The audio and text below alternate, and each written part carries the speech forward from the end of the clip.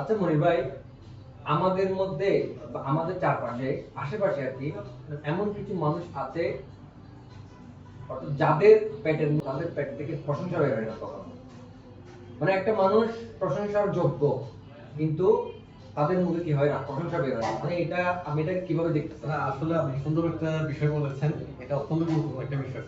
মহান আল্লাহ তাআলার কোরআন যে আছে, কোরআন শরীফ যে আছে, ওইখানে প্রথমে দেখবেন আপনি কি, বিসমিল্লাহির রহমানির রহিম, আলহামদুলিল্লাহি রাব্বিল আলামিন। প্রশংসা দিয়ে আল্লাহ কি করেছে, কোরআনটা শুরু করছে আলহামদু।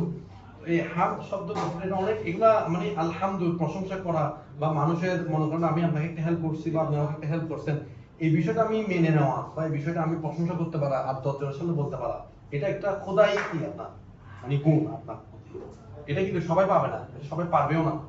এটা সবাই না পারাটাই স্বাভাবিক, আমি সবার থেকে এটা আশাও করতে পারবো না। আর এই যে আল্লাহ তাআলা বলেছেন লাইন শাকারতুম লাযিদান্নাকুম ওয়া লাইন কাফারতুম ইন আযাবি শাদীদ। তোমরা নিয়ামতের শুকরিয়া আদায় করো।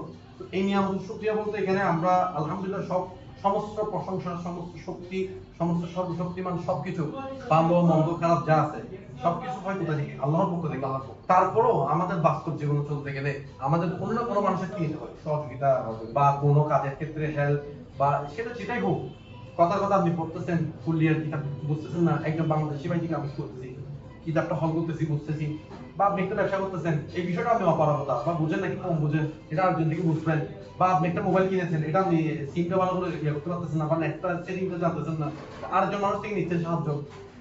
কথার কথা আমরা বিদেশ যাচ্ছি বা দেশের বাইরে যাচ্ছি বা যেখানে যাই, বা আপনি একটা জায়গায় গেলেন, ওখানে আপনি ছিলেন না, জানেন না, এই বিষয়টা আপনাকে একজন দেখিয়ে দিয়েছে। যেভাবে হোক সাহায্য সহযোগিতা, বা আপনার 5,000 টাকা লেগেছে, আমার 5,000 টাকা লেগেছে, আমি আপনার থেকে নিয়েছি, আপনি আমার থেকে নিয়েছেন, বা আরেকজন থেকে নিলাম, শুকরিয়া আদায়। প্রত্যেকটা বিষয়ের সাথে শুকরিয়া আদায় একটা বিষয় আছে। সর্বপ্রথম আমরা আল্লাহর দরবারে শুকরিয়া আদায় করবো, তারপরে যে মানুষটা আমাদেরকে কি দিয়েছেন, আপনার ওই আমাদের বিপদের সময়, ওই আমাদের দুঃসময়ে যিনি আমাদের সহযোগিতা করেছেন, তার শুকরিয়া আদায় করতে পারাটা এটা একটা মহৎ গুণ। একজন মানুষের এই ধরনের গুণগুলো থাকাটাই হচ্ছে কি মানুষ। মানে আপনি বলতে চাচ্ছেন শুকরিয়ার মাধ্যমে মানুষ এই যে প্রশংসা মান দিচ্ছেন। আর হুশের মিলে যে মানুষ হয়, এই মানুষের মান, মানুষ এটা তখনই পরিপূর্ণতা পাবে কখন, যখন আপনি মানুষের প্রশংসা করতে পারবেন। যে মানুষের প্রশংসা করতে জানে সে আল্লাহর প্রশংসা করতে পারবে, যে মানুষের প্রশংসা করতে পারবে না সে কখনো আল্লাহর প্রশংসা করতে পারবে না। তো আশা করি আপনি বুঝতে পেরেছেন বিষয়টা।